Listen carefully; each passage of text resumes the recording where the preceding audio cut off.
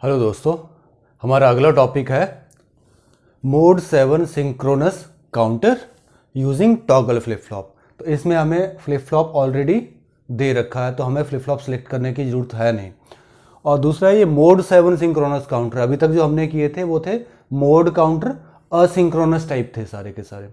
अब हम करेंगे मोड काउंटर जो है वो सिंक्रोनस तरीके से भी इम्प्लीमेंट किए जा सकते हैं, और इसमें बता रखा है कि टॉगल फ्लिप फ्लॉप से इम्प्लीमेंट करना है। तो सबसे पहला हमारा क्वेश्चन ये है कि भाई कितने फ्लिप फ्लॉप लगेंगे इसको डिज़ाइन करने में।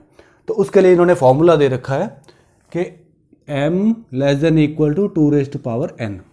मतलब ये हुआ कि नंबर ऑफ मोड आ गए हमारे 7 <= 2n। मान लो n हम ले लेते हैं 2, तो ये बन गया 4।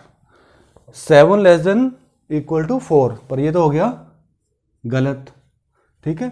7 तो 4 से बड़ा होता है, तो अब हम दोबारा करेंगे 2⁻3 8, यह सही है। फिर तीसरा एक और करते हैं 2⁴, ये आ गया 16। अब हमने कौन सा लेना है तो ये भी सही। 7 16 से छोटा है, 7 8 से छोटा है, मतलब ये दोनों ही सही एक्सप्रेशन है, आगे वाले भी सारे सही होंगे। अब हमने 3 फ्लिप फ्लॉप वाला आंसर लेना है कि 4 फ्लिप फ्लॉप वाला आंसर लेना है। तो इसका आंसर है जब इस नंबर का और इस नंबर का डिफरेंस सबसे कम होगा।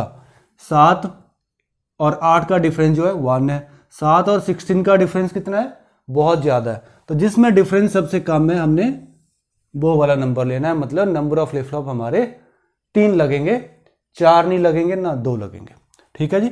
एक बार हमने number of flip flop calculate कर लिए, उसके बाद सेकंड पॉइंट है कि भाई मोड 7 काउंटर चलेगा कैसे। मोड 7 की 7 आउटपुट स्टेट होंगी, पर क्या वो 7 मतलब 110 से 000 की तरफ आएगा कि 000 से 110 की तरफ आएगा। तो इसमें हम लोग ऐसे ले रहे हैं इसको कि सबसे पहले चलेगा 0, फिर 1 2 3 4 5, 1 2 3 4 5 6, क्योंकि ये मोड 7 है तो 6 तक जाएगा और उसके बाद दोबारा 0 पे वापिस आ जाएगा। ये आ गई हमारी स्टेट डायग्राम, ठीक है। मान लो किसी तरह से आउटपुट में 7 आ जाते हैं तो क्या करेंगे, तो उस केस में हम ऐसे बना देते हैं कि भैया अगर 7 आ गए कभी तो उसकी अगली स्टेट 0 आ जाए। बहुत ही सिंपल है। तो ये होगी हमारी स्टेट डायग्राम, और स्टेट डायग्राम को यूज करके हम बनाएंगे आपके लिए present state next state table.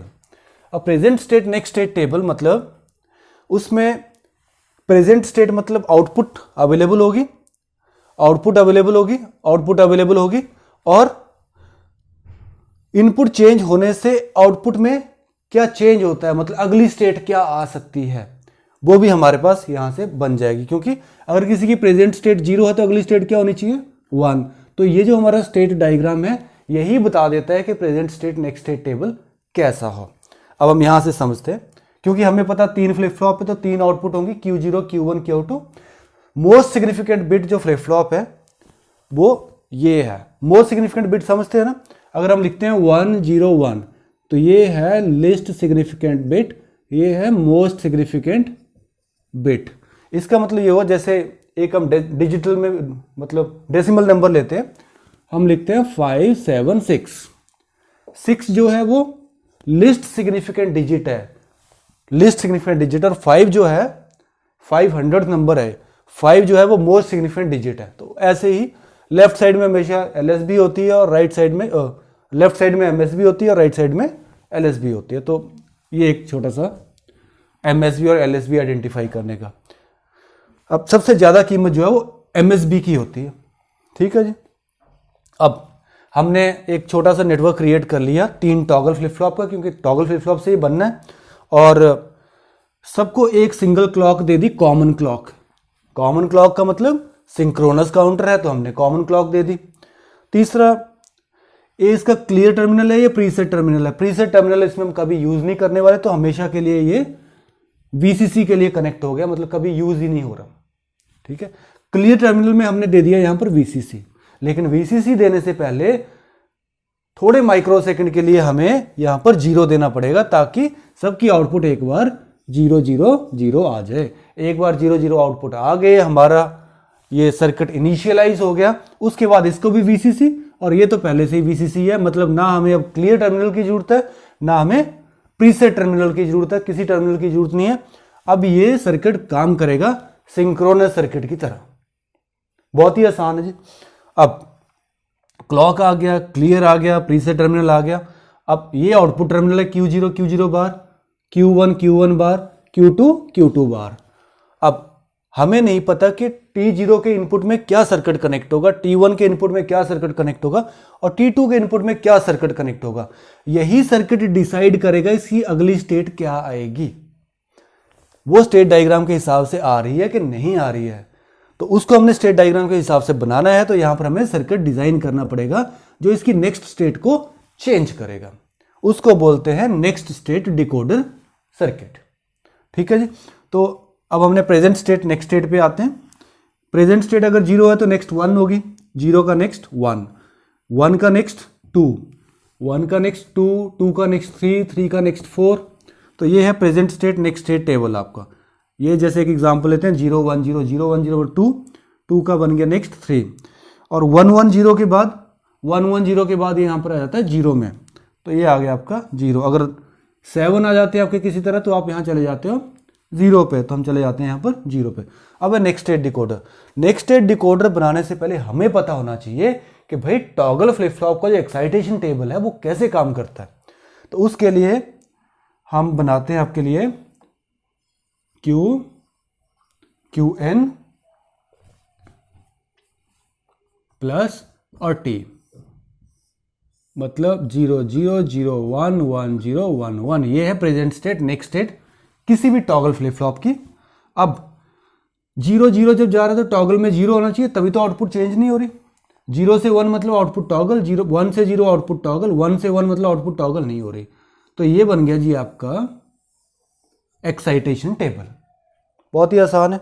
अब यहां से देखते हैं 0 से 0 जा रहा है, 0 से 0 जा रहा है, 0 से 0, तो 0 से 0 जब जाता है तो T पे क्या आता है, T पे आता है बाइनरी 0।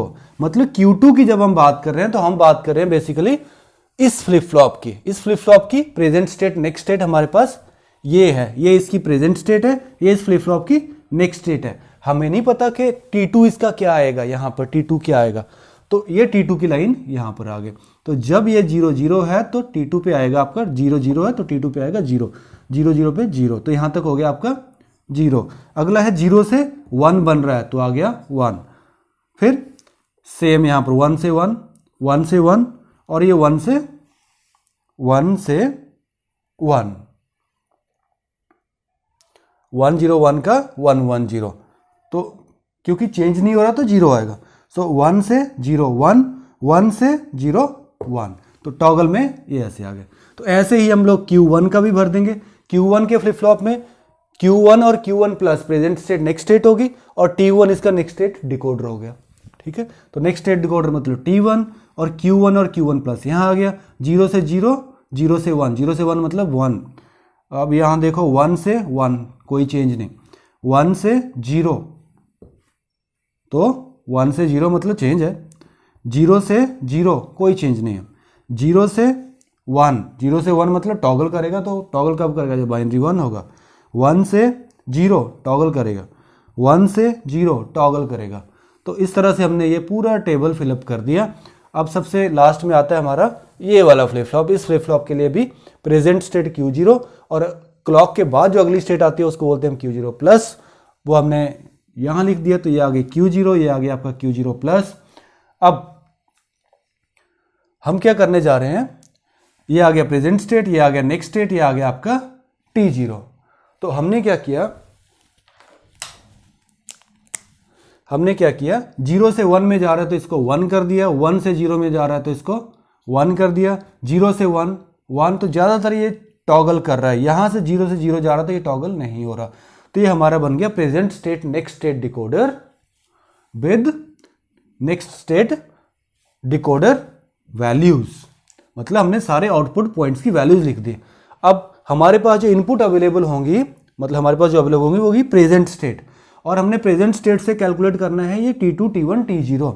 तो हमारे पास कुछ इस तरह का सर्किट बनेगा। ये आप ऐसे लिख सकते हो कि इनपुट आपकी अवेलेबल होंगी Q2, Q1, Q0 और आउटपुट आपकी आ सकती हैं T2, T1, T0 और ये सर्किट हमने डिज़ाइन करना है। तो ये आउटपुट आपके पास अवेलेबल है प्रेजेंट स्टेट में और T2, T1 और T0 आपने डिज़ाइन करना है। बहुत ही सिंपल प्रोसेस है। करने के लिए हम क्या करेंगे, कॉम्बिनेशनल सर्किट्स को डिज़ाइन करने के लिए क्या करते हैं, के मैप लगाते हैं, तो हाँ भी के मैप लगाएंगे। अब T2 में आ गई जी आउटपुट, ये हमारी प्रेजेंट इनपुट है और ये है आउटपुट T2 की। अब इसके लिए हमने ये के मैप बना दिया Q2, Q1, Q0, 0 0 0 1 1 1 1 0 1 1 1 0 इसलिए क्योंकि ये ग्रे कोड से इंप्लीमेंटेड है 0 1। अब इसका मेथड ऐसे चलेगा 0 0 0 1 0 0 0 1, अगला 0 0 1 1 0 0 1 1। एक स्टेप हम बैक आते हैं क्योंकि ये 1 1 1 0 है। ठीक है जी। अब इसकी पेयरिंग कर लेते हैं। एक पेयर ये बन गया, एक पेयर ये बन गया। इस वाले पेयर के लिए अगर आपका कैलकुलेट करें तो वो आ जाता है जी यहाँ पर 1 1 Q1 और Q0, Q1 Q0 ये आ गया आपका। ये है जी आपका Q2 Q1, Q2 Q1 आपका ये आ गया। ठीक है जी, बहुत ही आसान है। फिर आपका T1 के लिए कैलकुलेट करते हैं 0 1 0 1 0 1 1 1 0 1 0 1 0 1 1 1। तो एक पेयर आपका ये बन गया जिसका आ गया आपका Q0। ठीक है जी। दूसरा आपका ये पेयर बन गया तो सेम इसके जैसा ही है तो Q2 Q1 आ गया। ठीक है। तीसरे पेयर की बात करते हैं। तीसरे में आपका T0 आ गया हमारा। T0 में हमने क्या किया, इस सारी वैल्यूज को यहाँ प्लेस कर दिया। एक ही आउटपुट 0 है और वो किस केस में है, 1 1 0 के केस में। तो 1 1 0 के केस में आउटपुट आपकी 0 है, बाकी सारी 1 है। तो एक आपका पेयर ये बन गया, एक ये 4 का पेयर बन गया, एक ये ऐसे करके ऐसे एक 4 का पेयर बन गया। तो ये आ गया आपका Q0 Q2 बार Q1 बार। इसको अगर आप लोगे तो ये आ गया आपका 1, मतलब Q0 आ गया। अगर आप इसको लोगे 4 के ब्लॉक को तो 0 0 कॉमन है इसमें, तो Q2 बार, तो Q2 बार आ गया। Q1 बार के लिए आपका 0 0 1 0, तो ये आ गया आपका Q1 बार। ठीक है जी। तो ये हमने नेक्स्ट स्टेट डिकोडर कैलकुलेट कर लिया। अब हमने बनाना है इसका सर्किट डायग्राम। सर्किट डायग्राम के लिए सबसे पहले T0 का बनाते हैं जी। T0 है आपका ये, T0 कहता है मतलब और गेट के इनपुट में आपके पास आएगा Q0 Q2 बार Q1 बार। ये और करके T0 में जाएंगे। Q0 Q2 बार और Q1 बार हम यहां से आउटपुट से उठा लेंगे कनेक्शंस करने के लिए, लेकिन अगर आप ऐसे भी लिख देते हो इट इज करेक्ट। अब T1 की बात करते हैं। T1 में आपका आ गया Q0 Q2 Q1, तो ये आ गया आपका Q0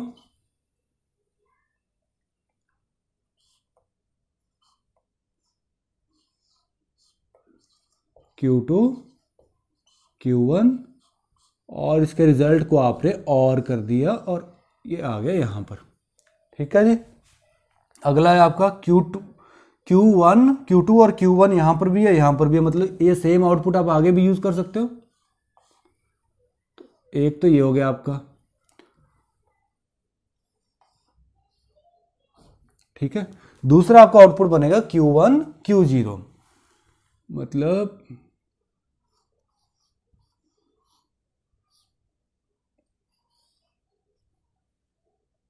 और तीसरा आपका यहां पर, मतलब Q1 और Q0 यहां से उठा करके इसका एंड करके यहां पर आ जाएगा। ये आपका बन गया T2। तो ये हमारे आगे हमारी circuit diagram for mode 7 synchronous counter using toggle flip flop. तो दोस्तों बहुत ही सिंपल फंक्शनैलिटी है और इसको हमने 5 स्टेप्स में डिवाइड किया हुआ है। सबसे पहला स्टेप है हमारा कितने नंबर ऑफ फ्लिप फ्लॉप लगेंगे, वो m less than equal to 2 raise to power n। इस फॉर्मूले से हमने ये कैलकुलेट करना है कि कितने फ्लिप फ्लॉप लगेंगे। मतलब जो नियरेस्ट पॉसिबल वैल्यू होगी इस तरफ और इस तरफ, नियरेस्ट पॉसिबल वैल्यू, उस वैल्यू को कंसीडर कर लेना जी। ठीक है। दूसरा है आपका प्रेजेंट स्टेट नेक्स्ट स्टेट, मतलब हम स्टेट डायग्राम बनाएंगे कि जी इसका फ्लो कैसे चलेगा स्टेट का। ठीक है। जब वो बना लिया तो present state next state table बनाएंगे। Present state next state table को कंप्लीट करने के लिए जो भी हमने फ्लिप फ्लॉप यूज किया होगा उस पर्टिकुलर फ्लिप फ्लॉप का एक्साइटेशन टेबल बनाएंगे। एक्साइटेशन टेबल बनाने के बाद इसको कंप्लीट करेंगे। जब ये कंप्लीट हो गया तो ये आपकी आउटपुट आ गई, ये आपकी इनपुट आ गई। जब आउटपुट पता है और इनपुट पता है तो के मैप यूज करके T2, T1 और T0 हम आराम से कैलकुलेट करते हैं। ठीक है, वो जब हमने कैलकुलेट कर दिया तो यहां पर उसका नेक्स्ट स्टेट डिकोडर का हार्डवेयर लगा दिया। अब ये हमारा सिंक्रोनस मोड 7 काउंटर की तरह काम करेगा। बहुत ही सिंपल फंक्शनैलिटी है दोस्तों। अगर आपको मेरा वीडियो पसंद आया तो इसको चैनल को सब्सक्राइब करें ताकि आप मेरे और भी वीडियोज ऐसे रेगुलरली रिसीव करते रहें। धन्यवाद।